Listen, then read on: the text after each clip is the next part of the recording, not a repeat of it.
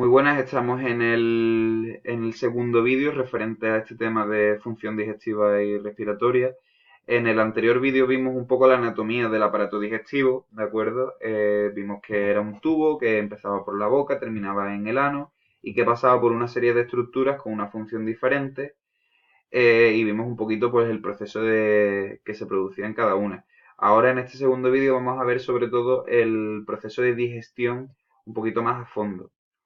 Y como os dije también en el anterior vídeo, en este proceso de digestión hay una serie de órganos o glándulas, no sé cómo, dependiendo de la glándula en la que nos encontremos, que tiene un papel fundamental en esta digestión.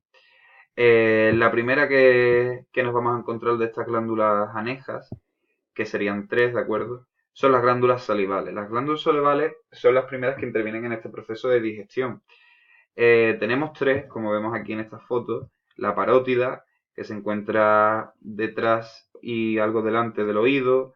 La submaxilar, que se encuentra al fondo de la boca, justo debajo de la mandíbula inferior. Y la sublingual, que es la que se encuentra justo debajo de la lengua. Estas glándulas salivales lo que producen es, pues, como sabemos todo ya, ¿no? Como nos hemos podido imaginar, la saliva. La saliva es un 98, sí, 98% de agua, sales minerales, pero también en esta saliva encontramos mucina, que actúa como deslizante, como facilitador de que este alimento que ha sido troceado y que se ha convertido en bolo pase por el esófago, junto con los movimientos peristálticos que describimos en el tema anterior. Y, importantísimo, esta saliva también contiene enzimas. Nosotros hemos visto en el tema anterior, en el apartado de proteínas, que un tipo de proteínas con unas funciones concretas son las enzimas. Las enzimas son unas proteínas que se encargan de facilitar, catalizar una serie de procesos bioquímicos. Y en este caso, lo que hacen es transformar los alimentos en nutrientes. ¿Qué es lo que hacen? Pues, por ejemplo, si yo me como una manzana, esa manzana contiene fructosa. Bueno, esa manzana contiene un tipo de polisacárido, que la enzima lo transforma en un monosacárido como es la fructosa. Un polisacárido no lo puedes transportar por el cuerpo y que llegue a la célula porque es un bioelemento bastante grande. Entonces necesita algo que lo trocee aún más y que sea accesible para las células. ¿Qué es eso que facilita? Pues las enzimas. En este caso, por ejemplo, pasar de polisacárido a monosacárido. Pasar, por ejemplo, de glucógeno a fructosa, por ejemplo. Entonces, en esta saliva encontramos muchísima cantidad de enzimas. Enzimas que degradan aquí, por ejemplo, el de almidón a maltosa, o enzimas que tienen una acción microbicida. ¿Qué es una acción microbicida? Bueno, en un ambiente normal ahí existen muchísimos microorganismos que podrían ser nocivos para nuestro cuerpo. De hecho, una frase que me dice mucho mi abuela es que lo más sucio que podemos encontrar es el dinero, porque lo maneja todo el mundo, lo toca todo el mundo con las manos y después tú, si por ejemplo te muerdes las uñas, pues te estás metiendo un montón de microorganismos que vienen de muchísimos sitios diferentes. La saliva actúa como un tipo de defensa ante esos microorganismos. Tiene una acción microbicida, mata a los microorganismos, a la gran mayoría, ¿no? Estas serían las primeras glándulas que vamos a encontrar en este proceso de digestión. Y ahora entraríamos en una glándula importantísima y bastante interesante, como es el hígado, ¿vale? El hígado es un órgano de 1,5 kilos, como veis ahí de peso, más o menos. Aquí tenéis, aquí arriba, por ejemplo, veis dónde está el hígado, justo debajo del diafragma, tapando un poquito el estómago. De hecho, tapa precisamente el cardiac, que es la unión del esófago con el estómago. Y digo que es un órgano importantísimo porque juega un papel fundamental tanto en la digestión como en la detoxificación de nuestro cuerpo. Primero la digestión. Aquí el hígado produce la bilis, que es una sustancia, como hemos visto antes en la saliva, que contiene agua, pero también contiene muchísimas enzimas. Enzimas bastante degradantes, bastante importantes a la hora de degradar la comida, pues Son enzimas muy específicas para transformar del alimento a nutrientes.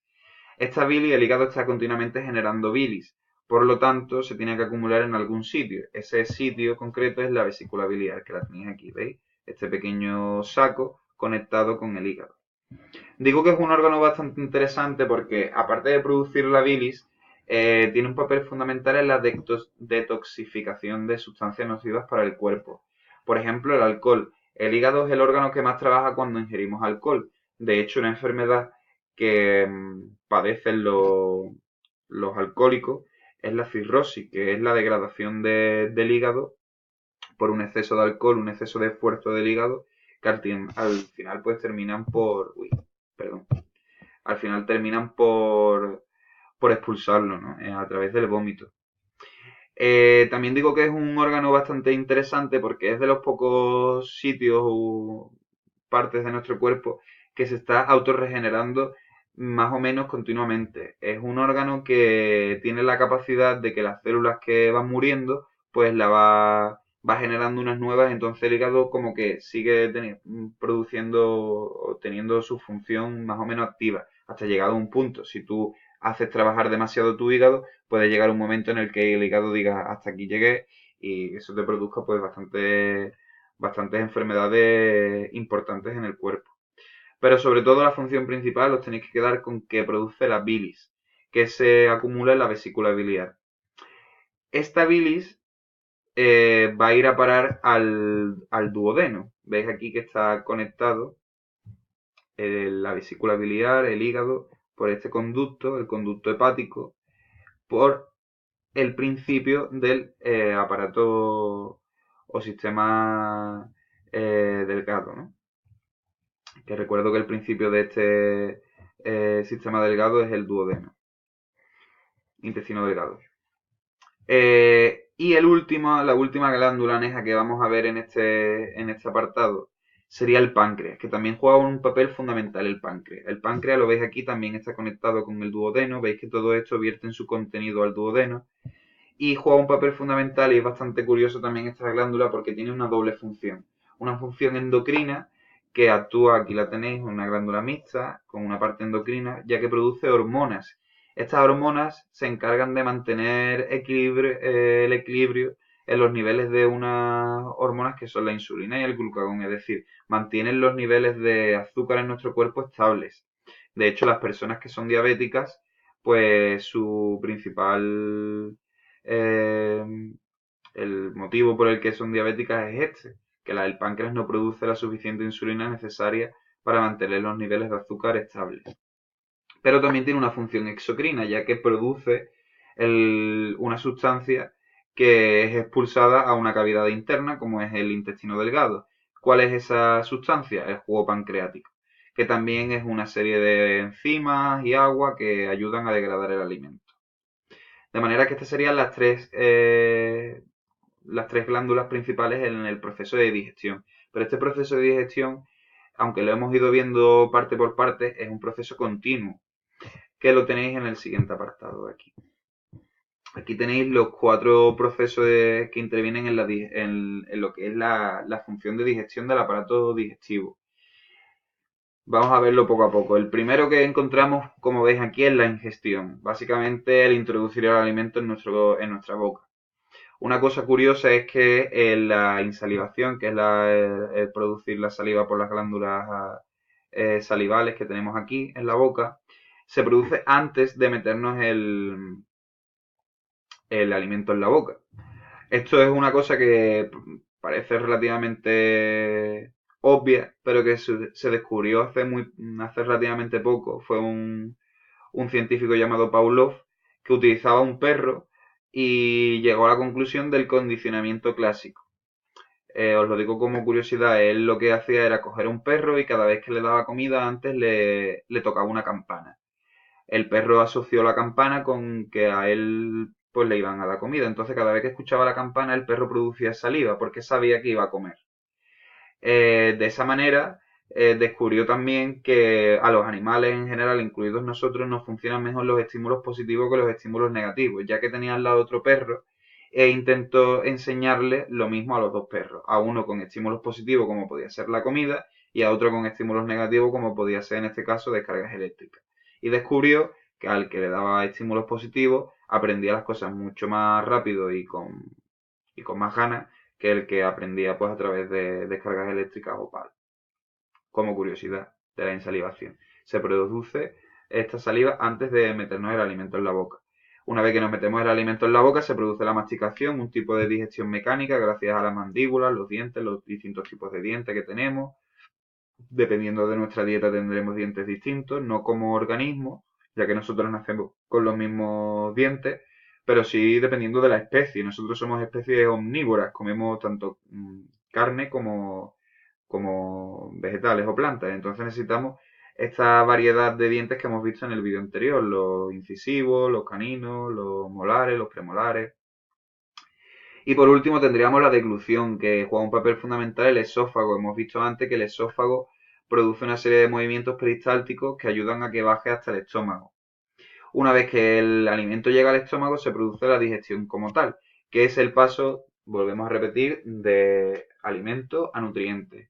Esta digestión se produce en el estómago es una digestión química y se produce gracias a una serie de enzimas que tenemos en el jugo, en los jugos gástricos, pero también intervienen la bilis, que hemos visto antes que se produce en el hígado pero se acumula en la vesícula biliar, el jugo pancreático que produce el páncreas y el jugo intestinal que produce el intestino. Este jugo no lo he metido antes en las glándulas anejas porque realmente no lo produce ninguna glándula, lo produce el intestino delgado. Y además es un jugo que no es tan que no intervienen tanto en la digestión, no es tan extremo como los jugos anteriores, que atacan muy fuertemente al alimento.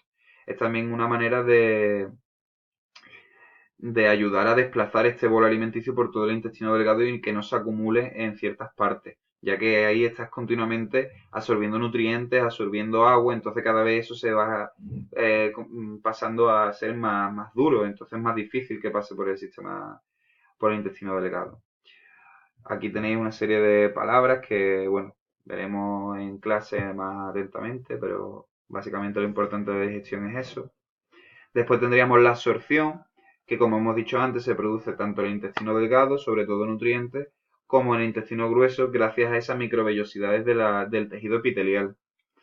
Eh, Básicamente es eso, una vez que el bolo alimenticio ya se le ha absorbido todos los nutrientes y todo el agua, pues se va quedando cada vez más seco, más duro y, y tiene que ser expulsado de alguna manera. Y sería el último proceso de esta digestión, que sería la egestión, que es básicamente la expulsión de las heces fecales.